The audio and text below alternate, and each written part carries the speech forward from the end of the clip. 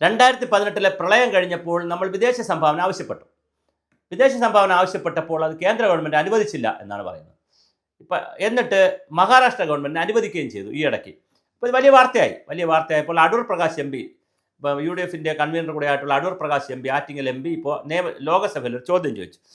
അതിന് ധനകാര്യ സഹമന്ത്രി പങ്കജ് ചൗധരി മറുപടിയും പറഞ്ഞു. എന്താ പറഞ്ഞത്? കേരളം അങ്ങനെ കൃത്യമായി വിദേശ രാജ്യങ്ങളിൽ പോയി സഹായം വാങ്ങാൻ ഒരു അഭ്യർത്ഥന നടത്തിയിട്ടില്ല. ഒരു ബൈ റൈറ്റിംഗ് അല്ലാതെ ഉള്ള ബൈ റൈറ്റിംഗ് ലെറ്റർ വഴി അഭ്യർത്ഥന നടത്തിയിട്ടില്ല. രണ്ടാമത് പറഞ്ഞത് മഹാരാഷ്ട്രയിൽ എന്ന് പറയുന്നത് ദുരിതാശ്വാസ നിധി എന്ന് പറഞ്ഞത് സർക്കാർ ഉപകരിച്ചിരിക്കുന്ന ഒരു ട്രസ്റ്റാണ്. അപ്പോൾ ട്രസ്റ്റിൻ്റെ ആളുകൾക്ക് പോയി വാങ്ങാം, ഒരു പ്രശ്നമില്ല, ട്രസ്റ്റിലേക്ക് സംഭാവന വാങ്ങാം. കേരളത്തിൽ അങ്ങനെയല്ല, സർക്കാരിൻ്റെ തന്നെ ഖജനാവിലേക്ക് വരികയാണ്. അപ്പോൾ സർക്കാരിൻ്റെ തന്നെ ഖജനാവിലേക്ക് പണം വരണമെങ്കിൽ അതിനൊരു സാങ്കേതികത്വമുണ്ട്. സ്റ്റേറ്റിന് മാത്രം പോയി വാങ്ങാൻ പറ്റില്ല, അത് സെൻട്രൽ ഗവൺമെൻറ് വഴി റൂട്ട് ചെയ്തൊക്കെ വരാൻ പറ്റും. അതേസമയം ട്രസ്റ്റ് ആണെങ്കിൽ നമ്മൾ ഫോറിൻ ഫണ്ട് റെഗുലേഷൻ ആക്ട് ഒക്കെ അനുസരിച്ച് FCRA ഒക്കെ അനുസരിച്ച് പ്രവർത്തിക്കുന്ന ഒരു ട്രസ്റ്റ് ആണെങ്കിൽ ആ ട്രസ്റ്റിന് തീർച്ചയായിട്ടും ഫണ്ട് വാങ്ങാൻ പറ്റും. അപ്പോൾ മഹാരാഷ്ട്രയിൽ കൊടുത്തതിനെ രാഷ്ട്രീയമായി തെറി പറയരുത്. എന്തൊക്കെ ബഹളമായിരുന്നു.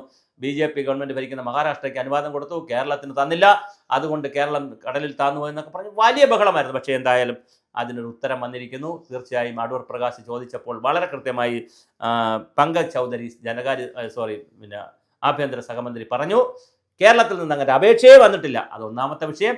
രണ്ടാമത്തെ വിഷയം, മഹാരാഷ്ട്രയിൽ അനുവാദം കൊടുത്തത് ട്രസ്റ്റ് ആയതുകൊണ്ടാണ്.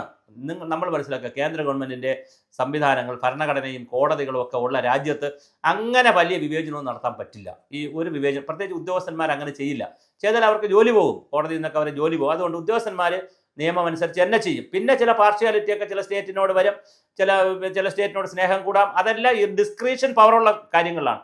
അല്ല, ഡിസ്ക്രിപ്ഷൻ പവർ അല്ലാതെ നിയതമായ ചട്ടമുള്ള കാര്യങ്ങളിലൊന്നും ചട്ടം മറിഞ്ഞിടന്നൊന്നും ഒന്നും ചെയ്യാൻ പറ്റില്ല. അപ്പോൾ അതുകൊണ്ട് കേരളം ഈ കുത്തിമറിച്ചത് ശരിയായില്ല.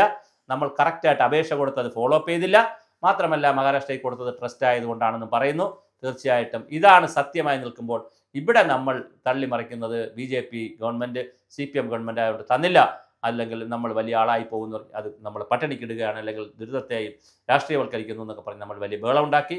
യാഥാർത്ഥ്യം അതല്ല. മഹാരാഷ്ട്രയ്ക്ക് കിട്ടിയത് വേറെ വഴിയിൽ, നമുക്ക് കിട്ടാതിരുന്നത് മറ്റൊരു കാര്യം കൊണ്ട്. ഇതൊക്കെ ജനങ്ങൾ പഠിക്കണം. നിർഭാഗ്യവശാൽ ഇതൊന്നും ആരും മനസ്സിലാക്കുന്നില്ല. ഇപ്പോൾ അടൂർ പ്രകാശ് ചോദിച്ചത് കൊണ്ടാണ് നമുക്ക് ഇത്തരത്തിലുള്ള ഒരു വിവരം കിട്ടിയത്. അതാണ് ദുരിതാശ്വാസ നിധി കേരളത്തിന് വിദേശത്ത് പോയി സംഭാവന പിരിക്കുന്നതിൽ കഴിയാതിരുന്നത്.